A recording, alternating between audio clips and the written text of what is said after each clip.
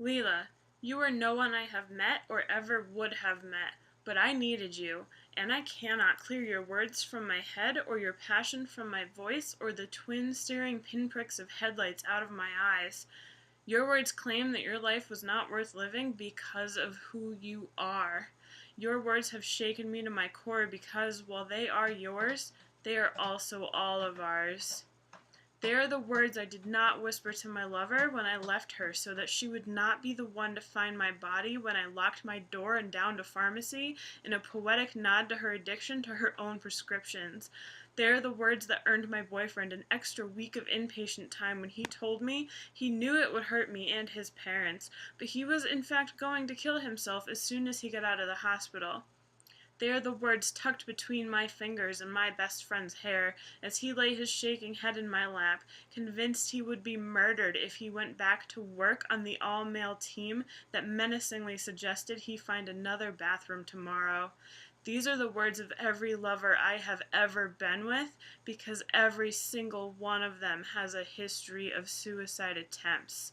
These are the words of every queer person I have ever loved, every one of us covering broken hearts with hair dye and broken skin with tattoos, every one of us a piece of art, a tribute to survival, because every single one of us has a history of depression, anxiety, rejection, phobias, self-hatred, self-harm, eating disorders, addictions, pain, terror, tragedy. Every one of us is a product of recovery from internalized hatred of all things different and brave.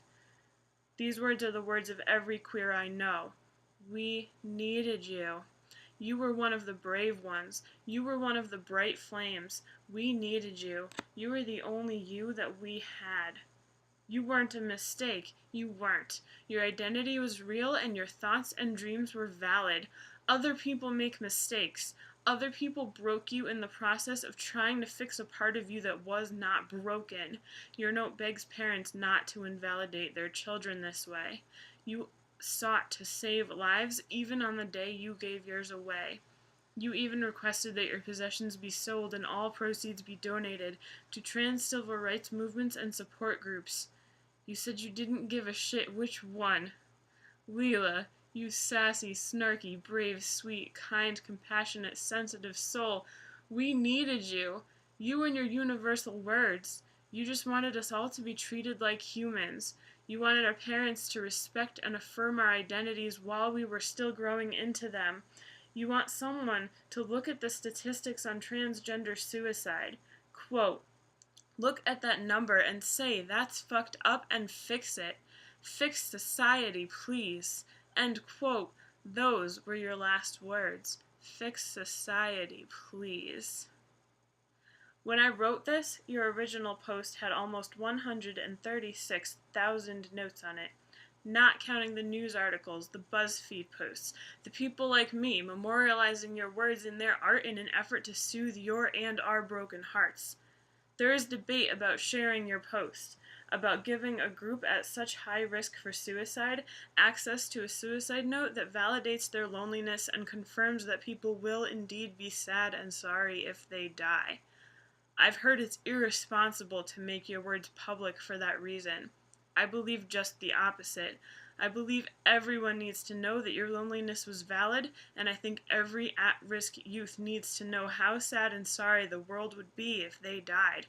They don't need to be protected from your dark thoughts if they are already having similar ones. They need to see that we come together in the hundreds of thousands to fight against those dark thoughts in any hurting mind. They need to see that we would be sad if they were gone. We need them like we needed you.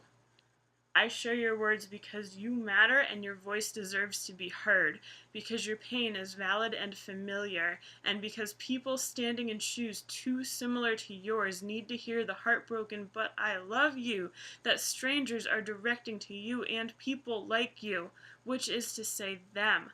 I share your words because your final wish is to support our cause. I share because even though you believe your own life was hopeless, your last words were a hopeful plea that we change things. I will tell the queer youth of the world who feel like you did that their feelings are normal and valid and real, that their dark dark thoughts don't make them wrong and are fightable, and that over 136,000 strangers want them to stay alive. I will tell them, I will beg them not to leave us like you did. I will tell them they are all part of the great big spark we call family, that whether we meet or not, we need them. We need you.